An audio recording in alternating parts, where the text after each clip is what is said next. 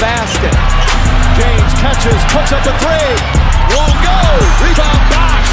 Back out to Allen. His three-pointer. Bang! Tie game with 5 seconds remaining.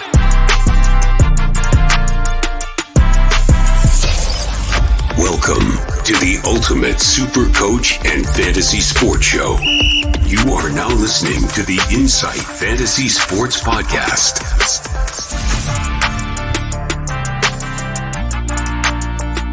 Boom shakalaka! Hello and welcome back to another Insight episode. It's the Insight NBA show today on the Insight Podcast Network. I'm the SC Matrix, and today I am here with Skitty, Filthy IFS on Twitter. Mate, how are you today?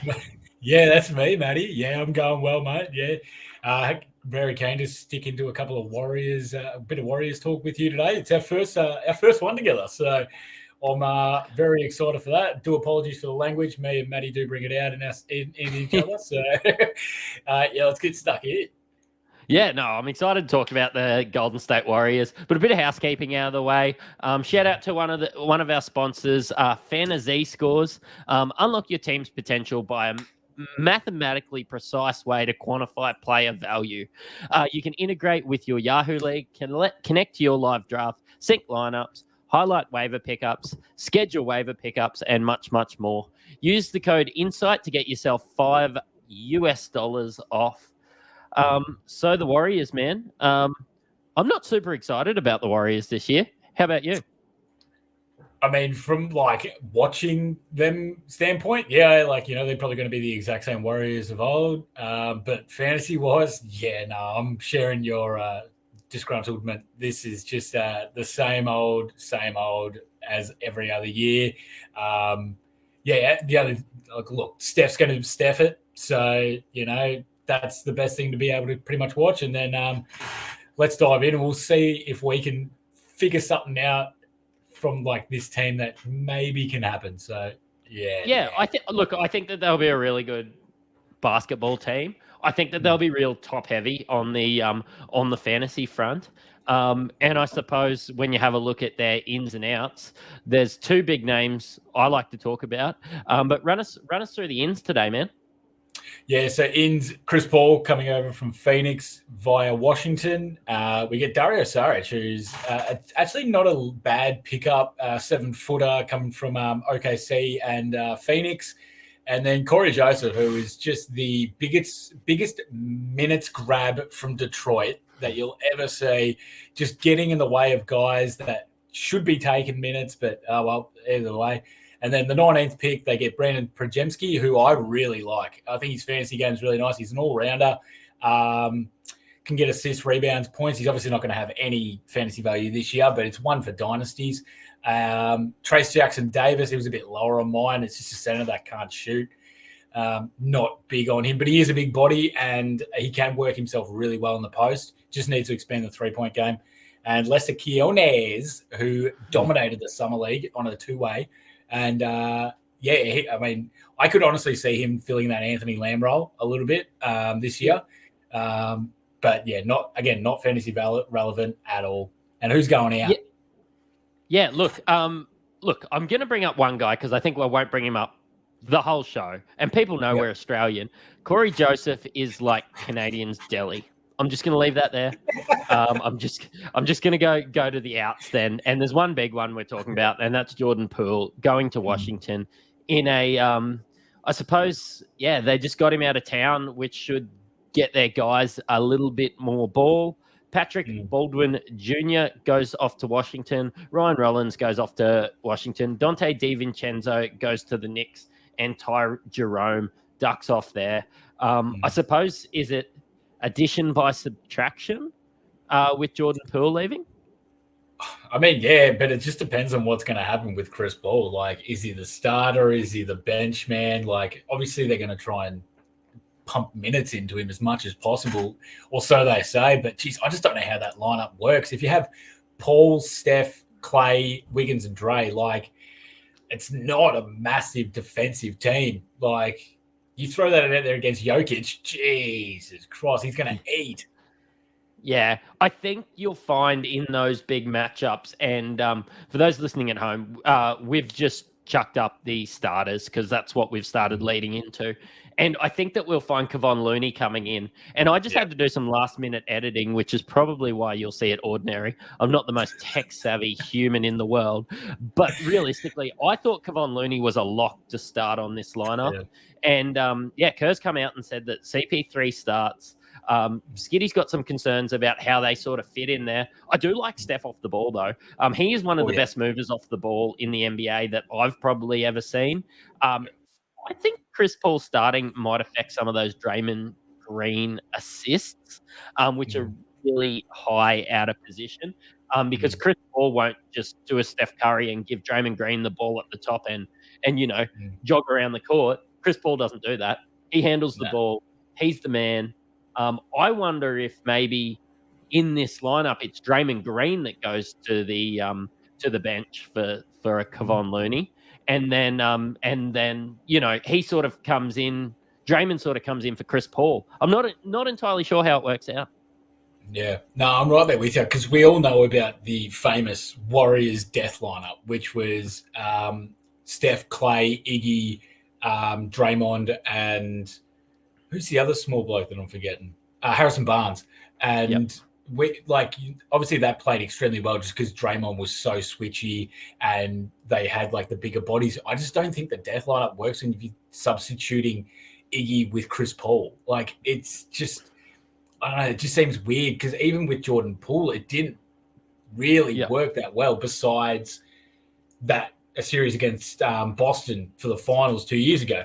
But that was just some unreal scoring. And even then, Looney was coming in and Wiggins was playing the best basketball he's ever played in his career. So I think they would be relying very heavily on Wiggins in this lineup. I think that if it's going to work the way that the Warriors want it to work, Wiggins has to be able to crash the glass and he has to be the main rebounder. And that's why I'm seeing Wiggins' rebounds to come up this year. I think that he can do it. It's going to be a box-out effort from Draymond kind of decoying the rebounds, and then Wiggins will be the one getting them along with Steph, because Steph actually is a bloody good rebounder for his position. I'm pretty sure, what was he averaging last year? It was like six rebounds or something. That's outrageous. Yeah. Like, I'd never think Steph would get 6 rebounds a game. Yeah, they're not super highly contested rebounds, though. No. I think a little bit of the offense is, people start to leak out. They get Steph the ball as soon as possible. And whether somebody's boxing out and they let Steph grab the rebound so that the offense gets initiated without that initial pass, I think that happens a little bit. Yeah, but absolutely. Look, while we're looking at the starters, I'll go through Chris Paul's stats last year. And a big thing that I'm seeing is his usage was 19%. I'm not sure if I can see that staying up there this year. And last year being the 31st ranked player, I definitely see that coming down, probably 50 or 60 spots. Oh, yeah. Nah, couldn't agree more. I think they're still going to try and get him his assists, but think about it as well. Like, if he comes off, if he does his thing off the bench as well, his usage could be sky high and he could be working with Kuminga and Moody and stuff. So that I could see that aspect of his assists could come it's not going to be 9 like it was last year, but I could still say high 6s. And that's pretty good. If you can get Chris Paul roughly around, let's say 90 odd, and he's getting you 6 assists a game, assists are hard to come by. And that late in the draft, that's not bad value for Paul down there. But again, I really need to see how this all kind of works out because I have a lot of worries about how this goes. But one man that I do like is Steph Curry. I mean, watching him is just probably the best. He's one of the best people to watch. Just his off-ball movements, the screens that they put for him off the ball, and then just obviously his shooting ability is amazing, but also his finishing is fantastic. I think he's a really underrated finisher where he's shooting 42%, and then obviously he's great from the free throw line if you foul him. So I'm really interested to see how Curry goes also. I think a very noticeable point from last year, Steph finished 6th overall, I believe it was last year in fantasy. He had the highest rebounding year of his career by 1 rebound per game. He'd never gotten over 5.4. He got 6.1 last year. And last year was also coincidentally the worst steals average that Steph ever had in his career as well at 0.9. So I want to see how it kind of all fluctuates out. And, you know, do the rebounds stay? Do the steals come back? Or do they just both kind of drop? This man is 34 going on 35. So I still think it could be a really big year for Steph. Yeah, I still expect a big year from Steph. And maybe you still draft him in that sort of 7 to 10 range. I don't see him finishing the year as a top 10 player. I just can't see it with restings, with being a 35-year-old player, adding a guy that basically plays his position in the lineup coming off 32 minutes a night. Like, I just don't see a pathway for him to be a top 10 player anymore. If you draft someone at 7th and they are the 15th best player, you're not going to automatically lose your comps or anything. It's safety. It's when you draft someone at 7, like, say, LaMelo, and I have done this before, you draft someone like LaMelo and he goes and gets injured 10 games in. That's when you lose your comp. I think Steph will still be useful. I think that maybe we sort of need to temper our expectations a bit in maybe he's not a top 10 player this year. When you look at the, let's say the top 10, right? And we're looking at guards specifically. You've got Tyrese, you got LaMelo, you got Steph, you got Dame, you got Trey. And it's like, and Kyrie and Shea. Oh, I was counting Shea. Sorry, Shea is a shooting guard, but and Shea as well, right? So Shea's obviously ahead with Tyrese roughly around that same time there. And then you kind of go to the next stage where you're looking at Dame or Steph or LaMelo. Which one gives you the most confidence out of those 3 players to take ahead of the other 2? So Dame, Steph, or LaMelo? Yeah. I'm taking LaMelo. I'm also taking LaMelo there. But then I reckon with this Dame situation shit going on, it's got to be Steph. Yeah. Because there's not much. Yeah. I think if I get into that period and like looking at the drafts that I've been in, I just fucking zig when people zags and just go get Giannis or someone like that. When I've been fucked is when Steph sort of got taken off, Giannis sort of got taken off. I was sort of that 9th spot, and I was like, fuck, who do I take? Like Anthony Davis or someone like that? I'm not that high on taking somebody with as much uncertainty as Lillard. But, look, I'm still probably okay with taking Steph in that period. I just don't. I just can't see him finishing as a top 10 guy.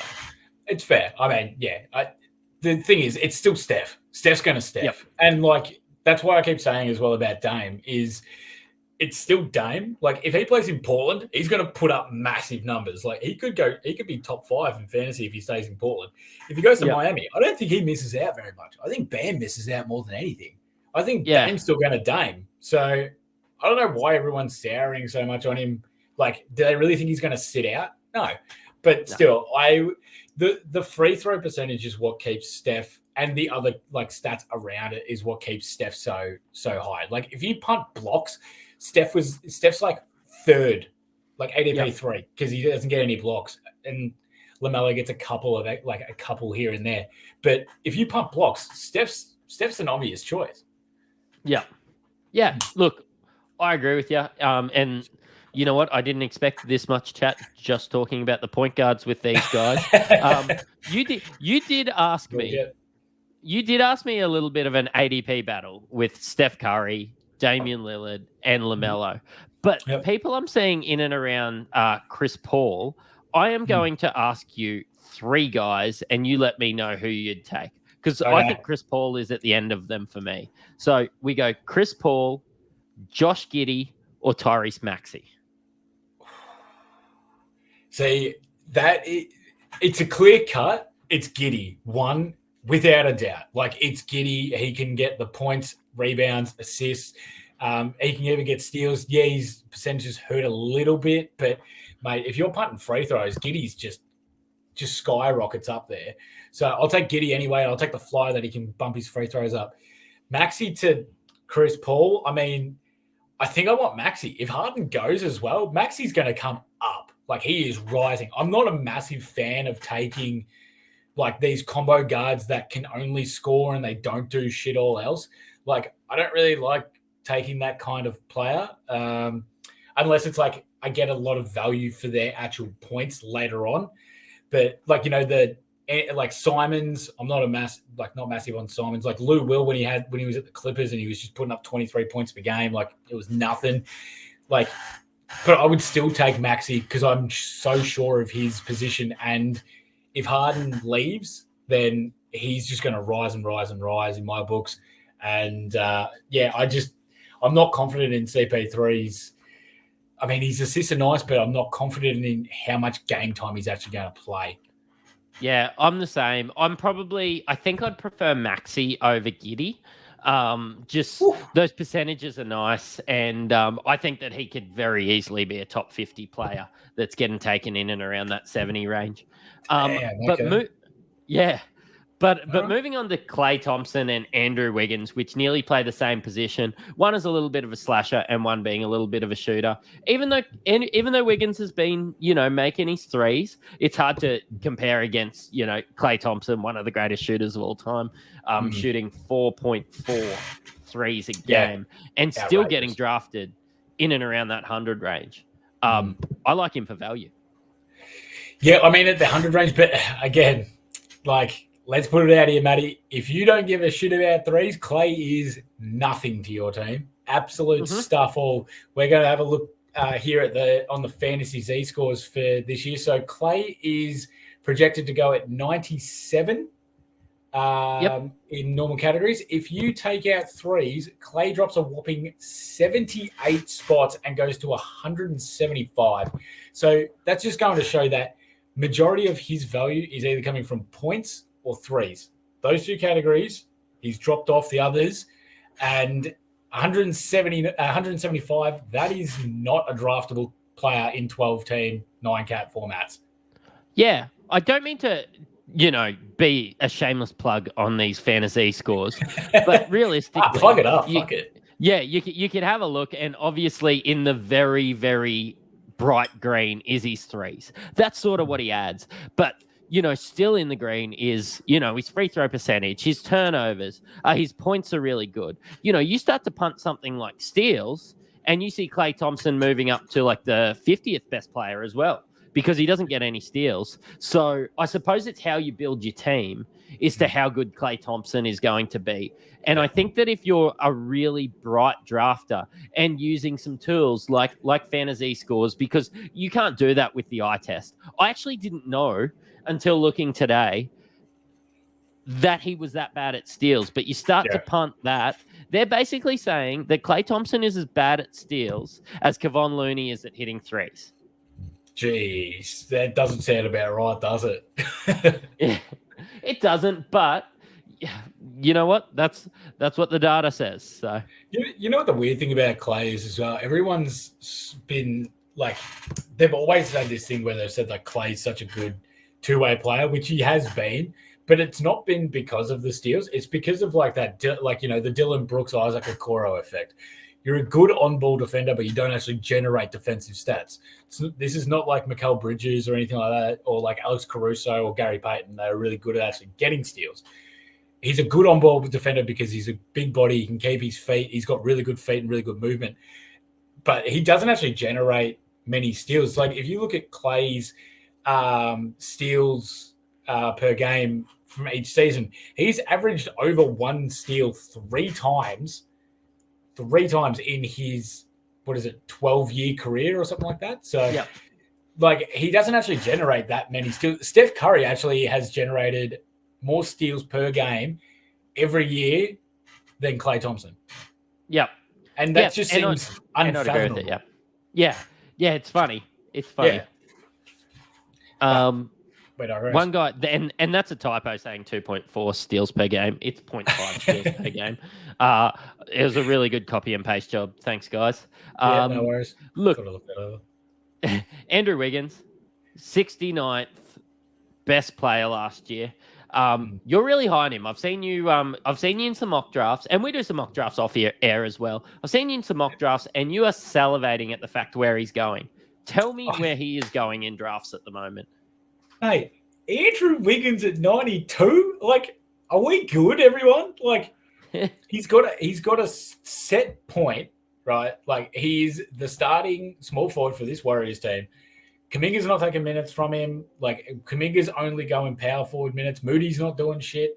So we got nothing to worry about in that aspect. He is the guy that is going to have to play his ass off this year for the Warriors to be 100% relevant if they're going to do all this load management bullshit and all this kind of stuff. If they're going to go to the death lineups, it's going to be Wiggins getting the rebounds. We've seen what he's able to do in the playoffs with his rebounding.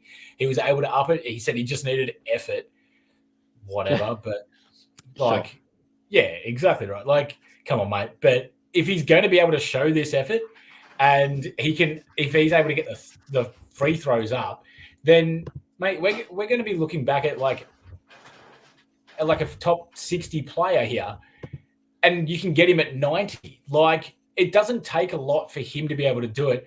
I mean, last year his free throws were abysmal at 61%, but he's a 72% free throw shooter for his career. So, like, who says that he can't bring it back up if it was, the stuff that was going on in his personal life or whatever it was that contributed somewhat to it.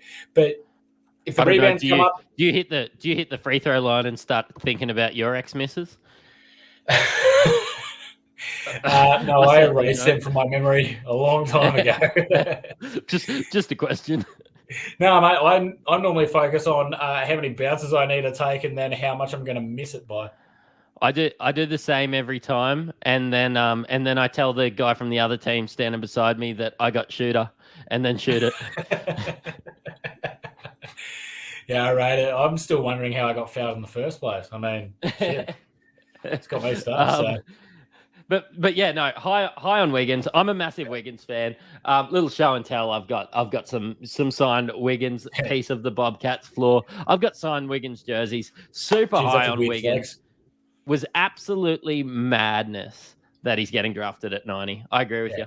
92, man, way too high. Like, if I can get him anywhere like 80s, mid 80s, man, I'm laughing. Like, that's an easy one. If you're punting free throws as well, if you compare him with like Giannis and Sabonis and stuff like that, oh man, he goes.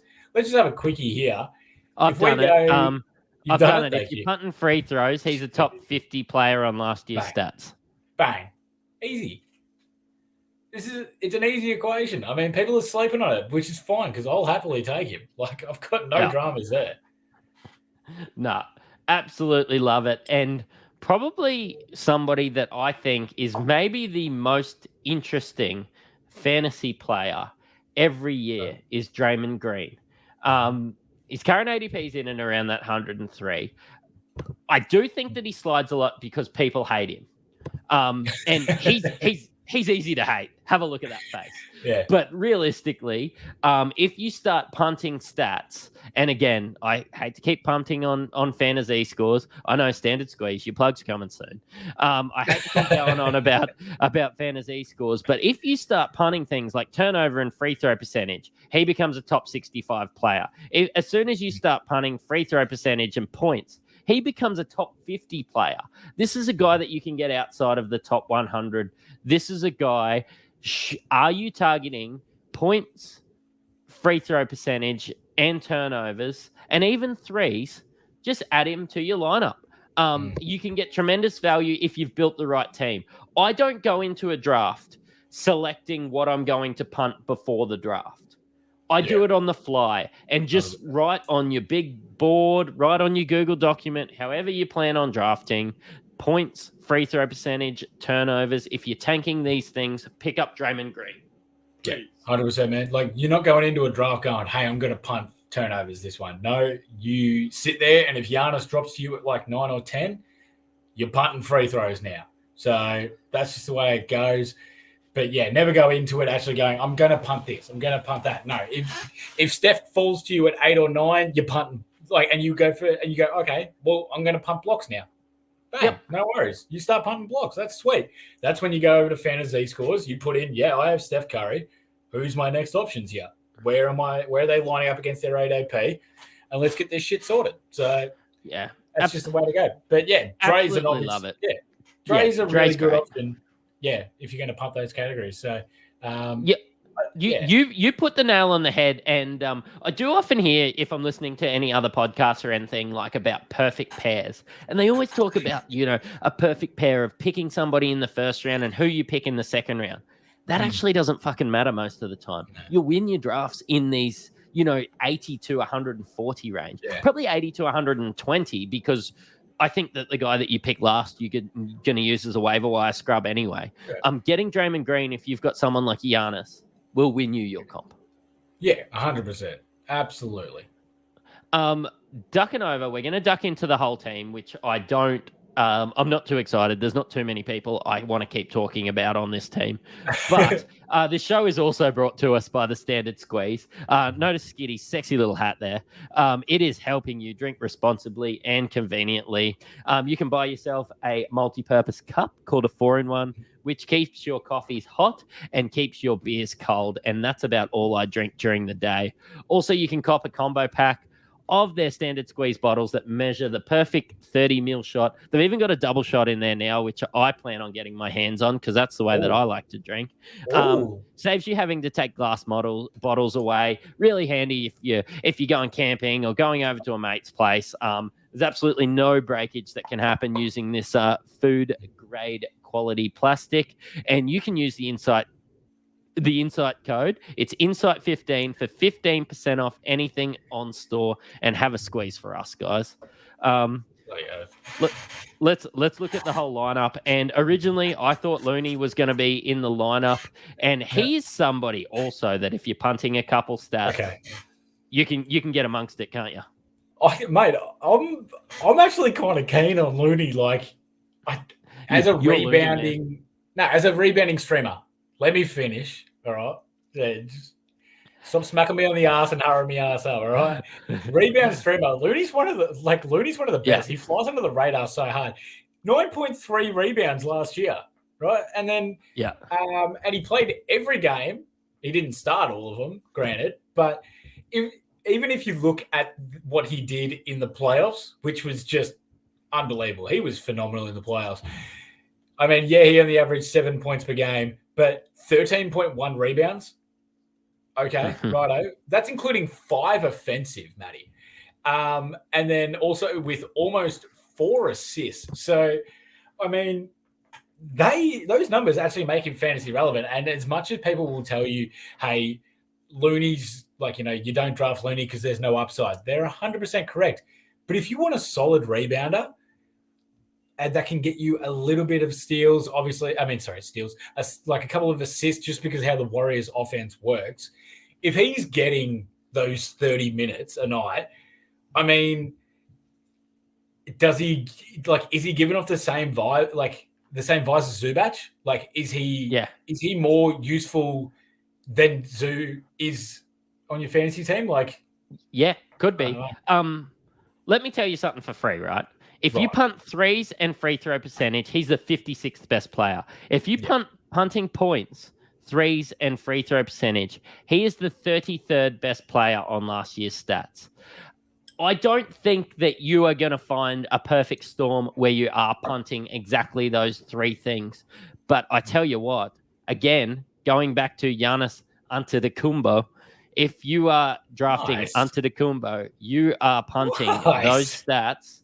And maybe Dre, maybe Looney, maybe Antetokounmpo will win you your league. I don't know. You're going to get blocks. You're going to get your field goal percentage up. You're still going to get a couple assists. You're elite. Like drafted at 120 at the moment. I think it's even blown out further than that. Damn, Looney, is he at that? Yeah, I just think realistically that he's just somebody you can pick up. Man, I can't believe that. Like, I've done a few mock drafts now. I haven't seen Looney getting picked up anywhere, and I'm like, no. I'm telling you, man. If I see also too, do the Warriors play on the first? I'm pretty sure they have a 3-game week in the first week of fantasy as well. So you get you may as well take Looney with the last pick, because then you get him for the 3 games and then you ship him off. And then you're like, all right, sweet as, I've got my rebound sorted for the first week. Like, it's more of it's one of those ones where it's just a strategical pickup in your draft. Instead of going for like the upside like everyone tells you to take, check the schedule, see who has the most games for that week, and then you can take them with your last draft instead of using your waiver wire pickup as your last pick. So you just do that, and then you ship them off afterwards. If Looney's got, say, 3 games in that first week, you pick him up for the 3 games, you get the rebounds, you win that category, and then you piss him off. No worries. You've already sold me, because I think about the 2 guys that I've drafted last in my last 2 drafts. And I'm not sure if you can remember the last 2 that you did, but it was Brandon Miller and Dylan Brooks. Tell me Kevon Looney in 3 games isn't going to do more than that. Oh, 100% he will. I mean, Brandon Miller ain't going to do shit. That's for one, and that's for free. I won't be drafting him at all in any of my drafts, I'll tell you that much right now. Unless I do a 20-man, then yeah, I'll have a look at him. But 12-man leagues, no, thank you very much. So, I definitely take that. And over Dylan Brooks, I mean, shit, if he does what he did against the USA the other night, then bloody hell, we might be looking at top 50 for Dylan Brooks. My God. I tell you what, you're not going to get. I said it in another podcast the other day. Give the man some maple syrup before every game, and he just becomes Canadian Dylan Brooks, which is my favorite kind of Dylan Brooks. Because Memphis Dylan Brooks ruined my hopes and dreams. So, mate, just give him some gloves in the tunnel, and he's good to go. Yeah. Let's move on before I start crying. Right. Gary Payton, is he anything more than a steel streamer? We can probably gloss over these guys pretty quickly. Yeah, mate. No, Gary Payton, steel streamer. That's that. What did he have last year? 1 steal a game, and he was actually pretty much just because he was coming back from that injury. What injury did he have? Was someone with his leg, or was his abdomen or something like that? Shit, I can't remember now. Gary Payton was injured. Yeah. Steel streamer. I'm expecting him just to be the backups shooting guard, and I'll put him in those death lineups when Chris Paul doesn't work out or if they ship him off. Yep. Dario Saric, a little bit of an interesting one. If there's an injury, I could sort of see a role coming out for this guy, but he has his own injury concerns, always has had injury concerns in his career. Talented basketball player, but I'm not going to see the opportunity, I don't think. Now, the only time I can ever see him is that he is one of the only other talls on this team, and he actually can shoot threes. So maybe they bring him in there for like a floor spacing matchup instead of Looney, but that's the only other way I can see it. Yep. Moses Moody. Is he any good? Is he any good as a basketball player or as a fantasy player? Let's start with basketball player and lead into fantasy player, because my answer is the same for both. I don't mind. I actually don't mind him. I can see him as a starting small shooting guard in the NBA. Like, I kind of see him as like, I don't really like giving comparisons to people, but I like to do it in a way to say like, hey, this is like the prototype of what they are, even though their games aren't exactly right. But I kind of see him like Chris Middleton to the Bucks. Like, he's never going to be the main guy, but I see him as like being a nice complementary piece. He can shoot. He can get to the lane. He's good. He's got an all right quick first step. He's not like the worst defender. Like, he's not getting killed or anything like that. So I can say it. He's just not going to be on this team at any point in time. You know what? When I agree with you, I agree with you. And I think that he could be the starting shooting guard of the Wisconsin Herd, because he is not. There is no comparison there with somebody like Chris Middleton. Fucking wash your mouth out, mate. You're telling me that if they traded him to the Wizards, that he would start right now on the Wizards, and I reckon he'd be putting up numbers. He's poor man's Denny Avdia. Mate, you have no idea what you're talking about right now. Denny Avdia is good. This guy is not. Oh, mate, come off. He's not a complete wet blanket or anything. No, he's not a complete wet blanket. Maybe I'm playing along a little bit, but realistically, is going to have zero fantasy relevance. But yeah, I think even after there's injury, an argument. That's yeah. We got to argue. We didn't think it was all hugs and roses up until then, and JaMychal Green was maybe a top 120 guy. during his peak in a shit Memphis team. Sort of fell deep into the roster at the Clippers, and unless there is major injury, I think that they'll even go with younger guys before JaMychal Green at this stage of his career. So we can probably gloss over him as well. But yes, mate, he's just a good scorer on Hoops Grid. That's it. Yeah, exactly. He's played for a few. I suppose we chatted about it a little bit, but let's delve into it a little bit further. Yeah. I still don't see Steph Curry being a top 10 player this year. All right, mate. Well, there you go. There's our next argument. I mean, it's still Steph. His game isn't like, unless his legs are gone, like he can still put up numbers. He's still going to get his shots. How old are you? Still going to be able to play. 34, I think, 35. I'll have a quick check. Yeah, and you nearly injure yourself getting out of bed. Steph Curry is 35 years old and playing professional basketball. I just think that they're going to be a little bit cautious of him. He's still the franchise player at 35 years old. I just even if it's not because of age or him slowing down, it might be because they give him an extra night off on back-to-backs. It might be because in a blowout, they're going to play him 25 minutes when they're up 30, which this Warriors team, looking at their starting lineup, could be up 30. Like, they could just throw the ball to one of their other guys and your boy Moody could get a little run. But yeah, I'm just really cautious. And I drafted Steph Curry at 5. Just a year ago. And I'm always so high on Curry, but the age is starting to worry me. Like, people are worried about LeBron's age, and he's still LeBron. Why aren't they worried about Curry's age? I think LeBron's probably set the perimeter for that as well. I mean, shit, everyone was worried about LeBron 4 years ago, and he's still dominating. When he was 35. Yeah. Exactly right. So, I don't know. I mean, the thing about Curry is as well, it's like if Chris Paul stays on this team, there are reports that have come out that Chris Paul may still be traded before the season starts or at the trade deadline, which I am all for. Ship him on. But yeah, if he goes, then I think it's more of I think the organization shows that they still have that trust in Curry. Curry's an extremely hard worker, and I think he's just going to, if his body's allowing him to do it, he's still going to be able to put up the numbers that he's putting up. Yeah, look, and I don't think that his percentages go away or anything. I actually don't think that it'll drop on a per game basis. I'm just, maybe he plays 55 instead of 70. Yeah, I can see that. But then again, remember they brought out the games threshold for all the awards and shit now. And if he wants to keep his all NBA aspects, he needs to get to 65. So I can see a lot of players as well maybe bringing their game caps down, but coming up. Sorry, yeah, I can see the games play coming back up now that we're an extra year removed from the COVID years where they didn't get the proper off season, all that bullshit. Yeah, I think the bodies are going to be feeling a lot better. We may see more games played this year. Yeah, I don't think Steph Curry cares. Like his shoe deal's worth more than being an all NBA guy. His cooking show. He can spend more time doing his fucking cooking show, mate. Mate, he is a legacy man.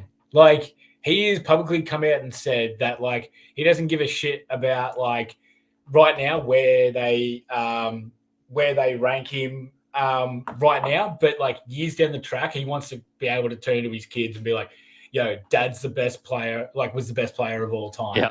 Or I was top 5 all time. I still think that Curry's got a lot of fire left in him. And, I mean, shit, mate, if his body persists, his mind is going to want to will him onto it. Like, who's going to, like, yeah, he broke the record for most threes ever. Why would he not just keep going on it? Like, he's still got years that he can keep hitting threes at. Like, yeah, I can see he's down, man. Yeah, I don't know. Then, like, we're gonna agree to disagree at the end of this one. But does he really care? Because I think he's achieved what he's achieved. I think the goal is a championship. I think if him getting more rest gives them a better chance at a championship, he'll get fined every game resting. Steve Kerr won't care. The Warriors won't care. Steph Curry won't care. They don't have Jordan Poole to lean back on anymore, so see how that goes. Well, let's see where Chris Paul goes and whether they get somebody back. Yeah, so true. Let's get wiggy with it. Mate, this guy, he's going to be a good prospect this year if he can stay healthy. He had his injury concerns last year. He's actually started hitting threes started opening up, probably to the detriment of his free throw percentage. But isn't it crazy how his points have dropped? His threes have gone up, and his field goal percentage has kind of found a way to go up as well. Yeah. The guy's usually defending their best guard forward sort of combo. There's a lot to like about Wiggins. Yeah, absolutely, mate. As I was saying it before, I mean, he has the very clear runway to be able to show that he is like going to be able to bump up his numbers. I mean, I don't expect his usage or anything like that to rise. I'm not expecting his points per game to come up or anything like that. I'm just looking for the other stats to come up. If his free throws come back to his career shooting, he's not at a complete negative. I mean, it's not like he's shooting on massive volume either, but like when it's there, I want a bit more clarity that he's going to actually hit them. And then, yeah, the assists I'm not expecting, but yeah, if he can get his defensive defensive numbers, if they're both around that one mark, and then the steals come up a little bit more, and then his rebounds rise, mate, it's a fantastic all-round player that's only going to hurt your free throw percentage. And if you're putting it, like, this is a top 50 player. So, and I think as well, the Warriors, in the way that they are currently built, where Wiggins is pretty much the main big, and then Looney Dre. is the main big. Yeah, and then but Dre's pretty much the same height as Wiggs.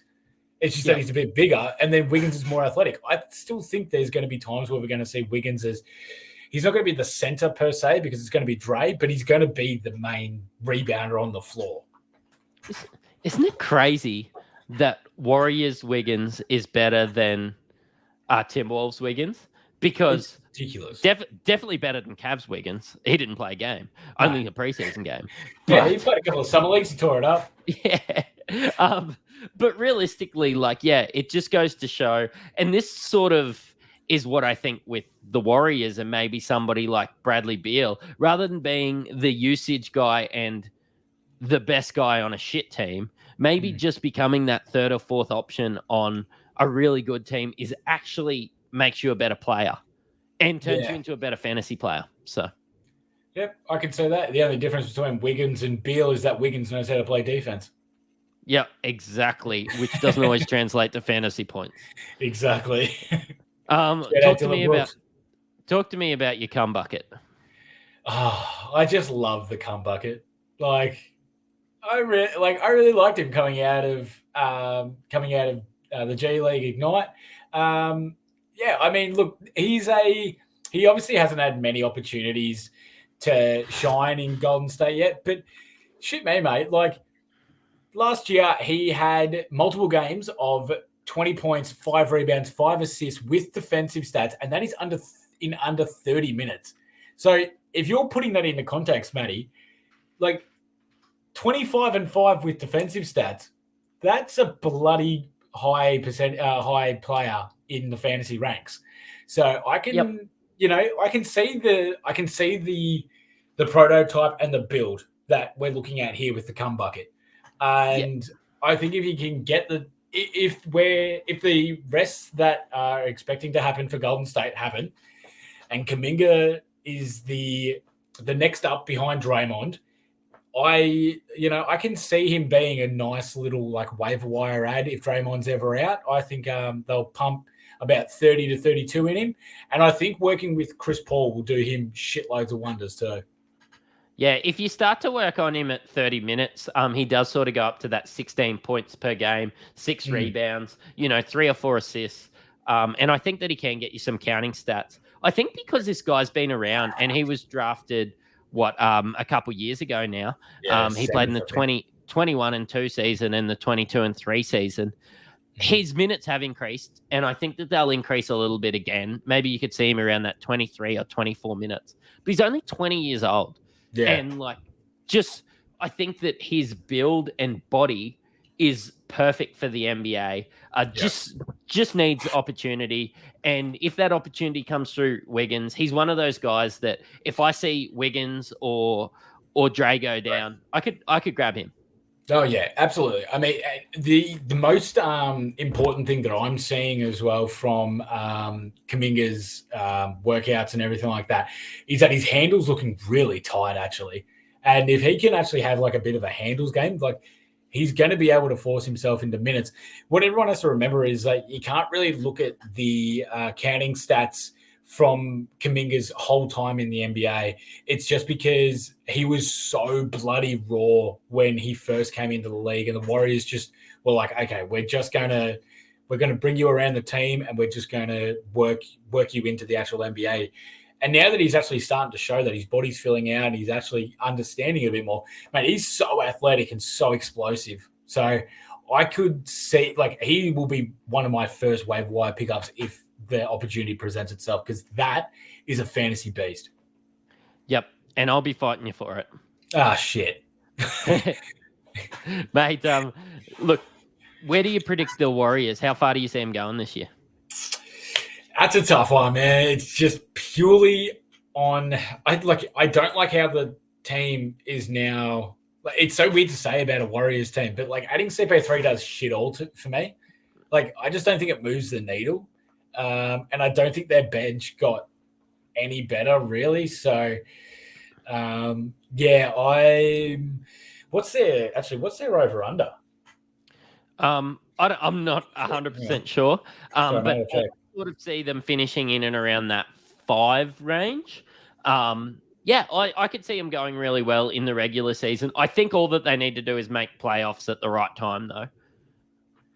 Yeah, absolutely. They got to time their run pretty well to be able to maximize their team, because obviously they're all older, all these guys as well. So, I want to see what they do, because it's very intriguing, actually. Not from a fantasy perspective, actually a basketball perspective. Yep. Thank you, sir. I'm interested to see how it goes. If I told you Golden State's over under, what are you feeling? Sportsbet currently have them over under 48.5. Yeah, I'm going overs. I think they'll be better than that. That's paying $2. So they are they are very confident in them going unders. Well, I'd just like to let the viewers know to gamble responsibly. But yeah, look, that's a no-brainer for me. I really like it. I'm actually feeling the unders. Yeah, right. I really am. I'm feeling the unders. Yeah, I mean, I think there's a fair bit of load management. I don't think they're as deep as they were last year. I mean, you're talking about load management, but you're still talking about taking Steph in the top 10. You're a hypocrite. No, I'm not. I'm worried about the load management, but I'm not worried about load management to Steph. I'm worried about the other blokes. I'm worried about Clay and Dre and shit. Yeah, okay. Yeah. You're worried about people younger than Steph. Yeah. And yes, exactly right. But Clay's coming off with 2 ACLs and less usage. They're going to be used less than Steph. They're younger than Steph, but you're worried about load management on them and not Steph's. Yeah, cool. I understand it. Are you not worried about Clay's knee? I am worried about Clay's knee, but it is something that I'm okay with taking. Like, if your number 7 pick gets injured or starts getting rested, he's your best player. Your season is done. If you take Clay at 100, I waiver wire most of my 100 picks. If you take Clay at 100, look, I openly said that he's a better pick than Cam Johnson at 60. But, like, I just think that there's upside in taking Clay at 100. I think there's only downside in taking Steph at 7. Okay, right. I'm with you on that. Maybe we can just leave it at that, Skitty. Where can people find you and ask you your questions and your advice? Is it on Twitter, mate? Where or X? I'll be on X at Filthy IFS. I am going to start bringing out more NBA stuff. Now I've actually started doing a bit of started on my mathematical equations that I do every year before I get a draft on, where I look at the points for each team, and then also which teams get most amount of points, rebounds, assists, steals, all those categories scored against them to then be able to decide which players get the most games against those said teams, which can actually give you a bit of a boost. So look out for those. I'll hopefully be getting them out soon. Excellent. And you can find me at SC_Matrix. For those American viewers, at SC is Supercoach, which is Australia's fantasy game. We're currently doing some NBL content. So, yeah, if you didn't get enough Delhi, if you didn't get enough Jordan Crawford, if you didn't get enough Jamal Franklin in the NBA, come across and try and win a Mitsubishi ASX. If you're an American viewer, I will let it get sent to my house. So, anyway, guys, you've listened to an Insight Fantasy Sports podcast. Thanks, guys.